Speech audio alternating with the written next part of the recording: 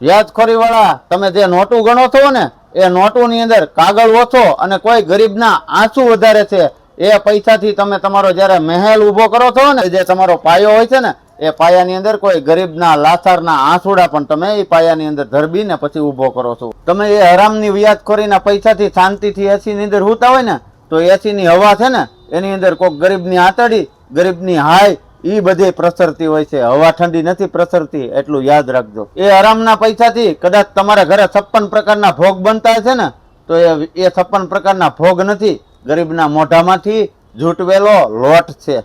એ ગરીબ લાચાર માણસ કદાચ તમારો સામનો નહીં કરી શકે, પણ એ ઉપરવાળાના દરબારમાં ખાલી હાથ જોડીને ઉભો રહે છે ને, તો એ હાય તમારા માટે છે ને બહુ એટલે બહુ વધારે થઈ પડશે. અને એનો કેસ જ્યારે ઉપરવાળાની અદાલતમાં જાય છે ને, ત્યારે એ કેસ લડવા માટે કોઈ વકીલ કે કોઈ જજ કે કોઈનું કઈ નહીં હાલે. યાદ રાખજો. એ ગરીબ બાળકની હાય અને એના બાપની જે કમાણી તમે લઈ જાય ને, એ બંનેની હાય ભેગી થઈને નીકળશે ને, ત્યારે તમારું કરોડોનું સામ્રાજ્ય હશે ને, તો એ સામ્રાજ્યને ધૂળમાં ભરતા સેજે નહીં વાર લાગે. કમાણી કરવી હોય ને તો મહેનતની કરજો, ઈમાનદારીની કરજો, જેથી કરીને આપણે ઉપરવાળાના દરબારમાં જઈને મોઢું છુપાવવું ન પડે. જય દ્વારકાધીશ.